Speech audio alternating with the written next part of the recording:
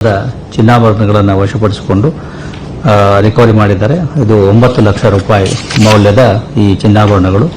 ಆರೋಪಿ ಮೂಲತಃ ಬೆಂಗಳೂರು ಗ್ರಾಮಾಂತರ ದೇವನಹಳ್ಳಿ ತಾಲೂಕಿನಲ್ಲೇ ಇರತಕ್ಕಂಥದ್ದು. ಮುಂಚೆ ಇವರ ಮನೆಯಲ್ಲಿ ಬಾಡಿಗೆಗೆ ವಾಸ ಆಗಿದ್ದ. ಅದಾದ ನಂತರ ಬೇರೆ ಕಡೆ ಹೋಗಿರ್ತಕ್ಕಂಥದ್ದು. ಅವತ್ತಿನ ದಿವಸ ಆತ ಮನೆಗೆ ಬಂದು ಹೋಗಿದ್ದನ್ನು ಗಮನಿಸಿ ಆತನನ್ನು ಸಂಶಯ ವ್ಯಕ್ತಪಡಿಸಿದ ಮೇರೆಗೆ ಆತನನ್ನು ಪೊಲೀಸರು ಪತ್ತೆ ಹಚ್ಚಿ ಅದರಿಂದ ಈ ರಿಕವರಿಯನ್ನು ಮಾಡಿದ್ದಾರೆ. ಇನ್ನು ಕೆಲವೊಂದು ಸರಗಳ್ಳತನದ ಪ್ರಕರಣಗಳು ಬೆಂಗಳೂರಿನಲ್ಲಿ ವರದಿಯಾಗಿದ್ದು ಅವುಗಳು ಕೂಡ ಪತ್ತೆ ಆಗ್ತಾ ಇದ್ದಾವೆ. ಅದರಲ್ಲಿ ಮುಖ್ಯವಾಗಿ ಜಯನಗರ ಪೊಲೀಸ್ ಠಾಣೆಯಲ್ಲಿ ಜೂನ್ ತಿಂಗಳಲ್ಲಿ ಸಾಯಂಕಾಲ ವಾಕಿಂಗ್ ಮಾಡುವಾಗ ಒಂದು ಮಹಿಳೆಯಿಂದ ದ್ವಿಚಕ್ರ ವಾಹನದಲ್ಲಿ ಬರುವ ಅಪರಿಚಿತ 40 ಗ್ರಾಂ ತೂಕದ ಚಿನ್ನದ ಸರವನ್ನು ಎಗರಿಸಿಕೊಂಡು ಹೋಗಿದ್ದ. ಅದಾದ ನಂತರ 2 ತಾಸುಗಳ ಅಂತರದಲ್ಲಿಯೇ ಇನ್ನೊಂದು ಕಡೆ ಪಾರ್ಕ್ನಲ್ಲಿ ಇನ್ನೊಂದು ಪ್ರಕರಣವನ್ನು ಆತ ಮಾಡಿದ್ದು ಕಂಡುಬಂದಿತ್ತು. ಈ 2 ಪ್ರಕರಣಗಳನ್ನು ಕೂಲಂಕುಷವಾಗಿ ಪತ್ತೆ ಹಚ್ಚಿದ ಸ್ಥಳೀಯ ಪೊಲೀಸರು ಈತ ಒಬ್ಬ ಎಂಒಬಿ ವ್ಯಕ್ತಿ ಇದೇ ರೀತಿಯಲ್ಲಿ ಹಿಂದೆ ಮಾಡಿರ್ತಕ್ಕಂಥದ್ದನ್ನು ಕಂಡು ಆತನನ್ನು ರಾಜಸ್ಥಾನಕ್ಕೆ ಹೋಗಿ ಅಲ್ಲಿಂದ ಆತನನ್ನು ಪತ್ತೆ ಹಚ್ಚಿ ಆತನನ್ನು ಬಂಧಿಸಿ ಈ 2 ಪ್ರಕರಣಗಳ ಚಿನ್ನದ ಚೈನ್ ಏನಿತ್ತು, ಒಂದು 40 ಗ್ರಾಮು ಮತ್ತು ಇನ್ನೊಂದು 60 ಗ್ರಾಂ ತೂಕದ ಚಿನ್ನ ಮಾಂಗಲ್ಯ ಸರಗಳನ್ನು ಜೊತೆಗೆ ಆತ ಕೃತ್ಯಕ್ಕೆ ಉಪಯೋಗಿಸತಕ್ಕಂಥ 2 ವೀಲರ್ ಅದು ಕೂಡ ಕಳ್ಳತನ ಆಗಿರ್ತಕ್ಕಂಥದ್ದೇ. ಅದನ್ನು ಕೂಡ ಈ ಪ್ರಕರಣದಲ್ಲಿ ಪತ್ತೆ ಹಚ್ಚಿದ್ದಾರೆ. ಆರೋಪಿ ಮೂಲತಃ ರಾಜಸ್ಥಾನದವನಾಗಿದ್ದು ಆತನ ಮೇಲೆ ಈ ಹಿಂದೆ 8 ಪ್ರಕರಣಗಳು ಇದೇ ರೀತಿ ಚೈನ್ ಸ್ನ್ಯಾಚಿಂಗ್ ಪ್ರಕರಣಗಳು ಆತನ ಮೇಲೆ ದಾಖಲಾಗಿದ್ದಾವೆ. ಕೊನೆಯದಾಗಿ ಇದೇ ರೀತಿ ಒಂಟಿ ಮಹಿಳೆಯರನ್ನು ಗುರಿಯಾಗಿಸಿಕೊಂಡು ಸರಗಳ್ಳತನ ಮಾಡ್ತಾ ಇರತಕ್ಕಂಥ 2 ವ್ಯಕ್ತಿಗಳನ್ನು ಬಸವನಗುಡಿ ಪೊಲೀಸರು ಪತ್ತೆ ಹಚ್ಚಿದ್ದಾರೆ. ಇದರಲ್ಲಿ ಮೂಲತಃ MN ಕೃಷ್ಣರಾವ್ ರೋಡ್ ಹತ್ತಿರ ಮಧ್ಯಾಹ್ನ 1:30 ಗಂಟೆನಲ್ಲಿ ಒಂದು ದ್ವಿಚಕ್ರ ವಾಹನದಲ್ಲಿ 2 ಬಂದು ಓರ್ವ ಮಹಿಳೆಯಿಂದ 35 ಗ್ರಾಂ ತೂಕದ ಚಿನ್ನಾಭರಣಗಳನ್ನು ಕಳ್ಳತನ ಮಾಡಿಕೊಂಡು ಹೋಗಿದ್ರು.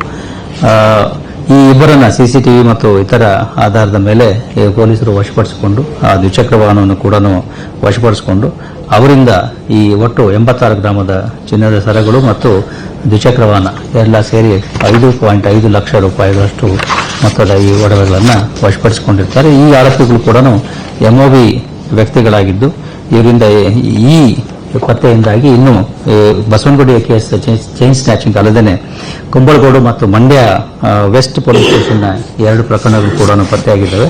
2 ಆರೋಪಿಗಳು ಹಿಂದಿನ ಎಂಒಬಿಗಳು ಕೂಡ ಆಗಿದ್ದಾರೆ. ಅವರ ಹಿಂದೆ ಬೇರೆ ಬೇರೆ ಕಡೆಗಳಲ್ಲಿ ಅಂದರೆ ಸುಬ್ರಹ್ಮಣ್ಯಪುರ ಪೊಲೀಸ್ ಠಾಣೆ, ಆನೇಕಲ್ನಲ್ಲಿ, ಮೈಸೂರಿನಲ್ಲಿ, ಎಲೆಕ್ಟ್ರಾನಿಕ್ ಸಿಟಿ, ಉದಯಗಿರಿ ಹೀಗೆ ಬೇರೆ ಬೇರೆ ಕಡೆಗಳಲ್ಲಿ ಅವರಿಬ್ಬರ ಮೇಲೆಯೂ ಕೂಡ ಪ್ರಕರಣಗಳು ಈ ಹಿಂದೆ ದಾಖಲಾಗಿದ್ದಾವೆ. ಸೊ ಇದು ಇವತ್ತಿನ ಒಳ್ಳೆಯ ಪತ್ತೆ ಕಾರ್ಯಗಳ ಬಗ್ಗೆ ತಮ್ಮ ಮಾಹಿತಿ ನೀಡ್ತಾ ಇದ್ದೇವೆ ತಮಗೆ.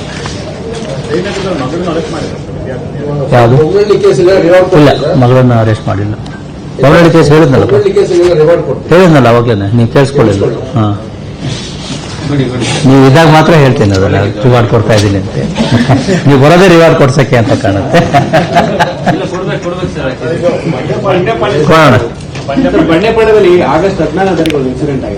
ಬಂಡೆಪಾಳ್ಯದಲ್ಲಿ ರಾತ್ರಿ ಒಂದು ಘಟನೆ ಆಗಿರ್ತಕ್ಕಂಥದ್ದು ಗಮನಕ್ಕೆ ಬಂದಿದೆ. ಅದ್ರ ಬಗ್ಗೆ ಈಗಾಗಲೇ ಆ ವ್ಯಕ್ತಿಗಳ ಮೇಲೆ ಪೊಲೀಸರು ದೂರನ್ನು ಕೂಡ ದಾಖಲಿಸಿಕೊಂಡಿದ್ದಾರೆ. ತನಿಖೆ ನಡೀತಾ ಇದೆ.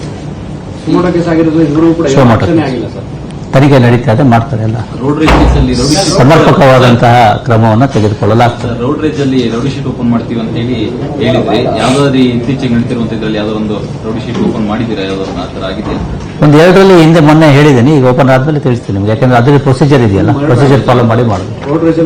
ರೋಡ್ ರೇಜ್ ಅಲ್ಲಿ 2 ವಿಧ ಇದೆ. ನಾವು ಮಾಡ್ತಾ ಇರ್ತಕ್ಕಂಥದ್ದು ಎಲ್ಲಿ ಎಕ್ಸ್ಟ್ರೀಮ್ ಅಗ್ರೆಷನ್ ಇಸ್ ಶೋನ್.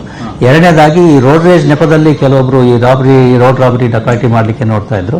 ಅಂತವರ ಮೇಲೆ ನಿರ್ದಾಕ್ಷಿಣ್ಯವಾಗಿ ರೌಡಿ ಶೀಟ್ಗಳನ್ನು ಈ ಕಳೆದ ವರ್ಷವೂ ಕೂಡ ಓಪನ್ ಮಾಡಿದೆ, ಈ ವರ್ಷವೂ ಕೂಡ ಓಪನ್ ಮಾಡ್ತೇವೆ.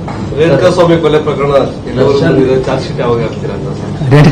ಕೊಲೆ ಪ್ರಕರಣಕ್ಕೆ ಸಂಬಂಧಪಟ್ಟಂತೆ ಈಗಾಗಲೇ ಈ ಹಿಂದೆ ಹೇಳಿದ ಹಾಗೆ ಬೆಂಗಳೂರು ನಗರ FSLಗೆ ಸಂಬಂಧಿಸಿದಂತೆ ಎಲ್ಲ ವರದಿಗಳು ನಮ್ಮ ಕೈ ಸೇರಿವೆ. ಅದಕ್ಕೆ ಪೂರಕವಾಗಿ ಇನ್ನೂ ಕೆಲವೊಂದು ಮಾಹಿತಿಗಳನ್ನು ನಾವು ಕೇಳಬೇಕಾಗ್ತದೆ ಕ್ವೆರಿ ರೂಪದಲ್ಲಿ. ಅದನ್ನ ಪೊಲೀಸರು ಮಾಡ್ತಾ ಇದ್ದಾರೆ. ಜೊತೆಗೆ ಹೈದರಾಬಾದ್ CFSLಗೆ ಕೆಲವೊಂದು ವಿದ್ಯುನ್ಮಾನ ಸಲಕರಣೆಗಳನ್ನು ಕಳಿಸಲಾಗಿತ್ತು, ಎಲೆಕ್ಟ್ರಾನಿಕ್ ಡಿವೈಸ್ಗಳನ್ನು. ಅವುಗಳ ಪರಿಶೀಲನೆ ಕೂಡ ಮುಗಿದಿದೆ ಅಂತ ಹೇಳಿ ಮಾಹಿತಿ ಬಂದಿದೆ. ಅದರ ಆಧಾರದ ಮೇರೆಗೆ ಅವರು ಕೂಡ ಆ ವರದಿಗಳನ್ನು ನೀಡಲಿದ್ದು ಈ 2 ವರದಿಗಳು 2 FSLಗಳ ವರದಿಗಳು ಬಂದ ನಂತರದಲ್ಲಿ ಆದಷ್ಟು ಶೀಘ್ರದಲ್ಲಿ ನಾವು ಅಂತಿಮ ವರದಿಯನ್ನು ನ್ಯಾಯಾಲಯಕ್ಕೆ ಸಲ್ಲಿಸಲಿಕ್ಕೆ ಸಜ್ಜಾಗಿದ್ದಾರೆ. ಸರ್, ಈ ಸಾಕ್ಷಿ ಹೇಳಿರೋರು ಮತ್ತೆ ಜೈಲಿಗೆ ಹೋಗಿ ದರ್ಶನ್ ಭೇಟಿ ಮಾಡಿ ಬರ್ತಾ ಇದ್ದಾರೆ. ಆ ಅಂಶ ನಮ್ಮ ಪರಿಶೀಲನೆಯಲ್ಲಿದೆ. ಅದು ಯಾವ ರೀತಿ ಕಾನೂನಾತ್ಮಕವಾಗಿ ಪರಿಶೀಲಿಸಿ ಅದರ ಮೇಲೆ ಮುಂದಿನ ಕ್ರಮವನ್ನು ಕೈಗೊಳ್ತೇವೆ. ಮತ್ತೆ ನೋಟಿಸ್ ಅದೇ ಕಾನೂನಾತ್ಮಕವಾಗಿ ಪರಿಶೀಲಿಸಿ ಮುಂದಿನ ಕ್ರಮವನ್ನು ಕೈಗೊಳ್ಳಲಾಗ್ತದೆ. ಯಾವ ರೀತಿ ಮಾಡ್ತೀವಿ ಅನ್ನೋದನ್ನ ಇಲ್ಲಿ ಹೇಳೋದು ಕಷ್ಟ. ಸರ್, ಈ ತಿಂಗಳ ಎಂಡಲ್ಲಿ ಚಾರ್ಜ್ ಶೀಟ್ ಆಗುತ್ತಲ್ಲ ಸರ್? 90 ದಿವಸಗಳ ಒಳಗಾಗಿ ನಾವು ಚಾರ್ಜ್ ಶೀಟ್ ಅನ್ನ ಮಾಡಬೇಕಾಗ್ತದೆ. ಖಂಡಿತವಾಗಿಯೂ 90 ದಿವಸಗಳ ಒಳಗಾಗಿ ಚಾರ್ಜ್ ಶೀಟ್ ಅನ್ನ ಮಾಡ್ತೇವೆ.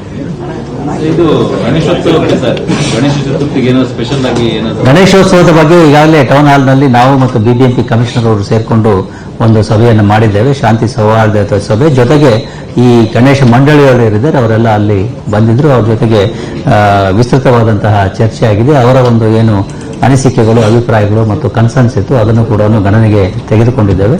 ಅದಕ್ಕೆ ನಂತರವಾಗಿ ಇವತ್ತು ಬಿಬಿಎಂಪಿಯವರು ಒಂದು ಮೀಟಿಂಗ್ ಅನ್ನು ಮಾಡ್ತಾ ಇದ್ದಾರೆ. ಅಲ್ಲಿ ಬಿಬಿಎಂಪಿ ಕಮಿಷನರ್ ಅವರ ನೇತೃತ್ವದಲ್ಲಿ ಅದು ಇನ್ನೂ ಸ್ವಲ್ಪ ಮೈನ್ಯೂಟ್ ಡೀಟೇಲ್ಸ್ ಅನ್ನು ಅವರು ಈ ಮಂಡಳಿಯವರ ಜೊತೆಗೆ ಚರ್ಚೆ ಮಾಡ್ತಾರೆ. ಜೊತೆಗೆ ಈ ಏಕಗವಾಕ್ಷಿ ಕೇಂದ್ರಗಳನ್ನು ಮಾಡ್ತಕ್ಕಂಥದ್ರ ಬಗ್ಗೆ ಕೂಡ ಅಲ್ಲಿ ಚರ್ಚೆ ಆಗ್ತದೆ. ನಮ್ಮ ಅಧಿಕಾರಿಗಳು ಕೂಡ ಅದರಲ್ಲಿ ಭಾಗವಹಿಸ್ತಾ ಇದ್ದಾರೆ. ಹಾಗೆಯೇ ಡಿಸಿ ಅರ್ಬನ್ ಕಚೇರಿಯಲ್ಲಿ ಕೂಡ ಒಂದು ಮೀಟಿಂಗ್ ಆಗ್ತದೆ. ಈ 2 ಮೀಟಿಂಗ್ ಮುಗಿದ ನಂತರದಲ್ಲಿ ಬಹುಶಃ ಮುಂದಿನ ವಾರ ನಾವು ಈ ಗಣೇಶೋತ್ಸವಕ್ಕೆ ಎಲ್ಲ ಸಾರ್ವಜನಿಕರಿಗೆ ಒಂದು ಮಾರ್ಗಸೂಚಿಗಳನ್ನು ನಾವು ನೀಡಲಿದ್ದೇವೆ. ಸರ್, ಯಲಹಂಕದಲ್ಲಿ ರೌಡಿ ಶೀಟರ್ಗಳದ್ದು ಅವಳಿ ಜಾಸ್ತಿ ಆಗಿದೆ. ಮೊನ್ನೆ ಗ್ಯಾಂಗ್ ವಾರ್ ಆಗಿದೆ, ಇಬ್ರು ಹೊಡೆದಾಡ್ಕೊಂಡಿದ್ದಾರೆ. ಒಬ್ಬ ಮಂಜುನಾಥ್ ಅಂತ ರೌಡಿ ಶೀಟರ್ ಮೇಲೆ ಅಟ್ಯಾಕ್ ಆಗಿದೆ. ಅದರಲ್ಲಿ 8 ಜನ ಎಷ್ಟು ಜನ ಸಿಕ್ಕಿದ್ರಪ್ಪ? 8 ಜನ ಈಗ ದಸ್ತಗಿರಿ ಮಾಡಿದ್ರು. ಅದ್ಯಾವುದು? ಬಡಗೇಳಿಲಿ ಒಂದಾಗಿದೆ, ಯಲಹಂಕ ನ್ಯೂ ಟೌನ್ ಅಲ್ಲ, ರೌಡಿ ಶೀಟರ್ ಅಂತ ಅಥವಾ ರೌಡಿ ಶೀಟರ್ ಮೇಲೆ ಅಟ್ಯಾಕ್ ಆಗಿದೆ. ಅದ್ಯಾವುದು ಗೊತ್ತಿದೆಯಾ? ಚೆಕ್ ಮಾಡ್ತೀನಿ. Will check of that. I am not aware of it. Will check of. Okay, thank you. ಬನ್ನಿ ನಮ್ಮ ಫೋಟೋ.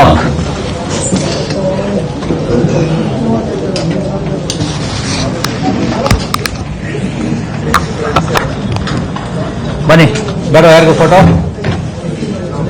ನೀನು ಬಂದು ನಿಂತ್ರೆ ಮುಗೀತಪ್ಪ. ಸ್ಟೇಷನ್ ವೈಸ್ ಬಂದ್ಬಿಡಿ. ಸ್ಟೇಷನ್ ಹೊನ್ನಳ್ಳಿ.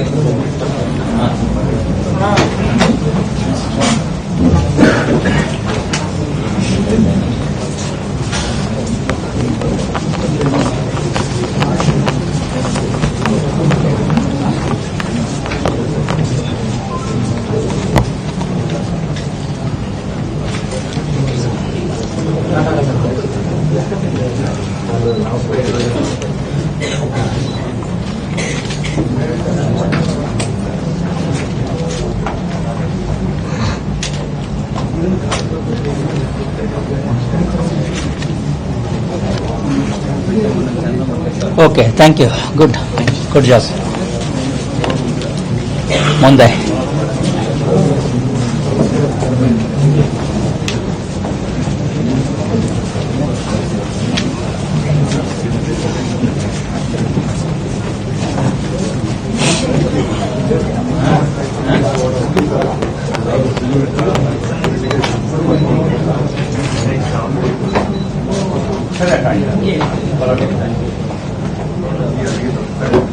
ಯಾವುದಿದೆ ಅಪ್ಲಿಕೇಶನ್?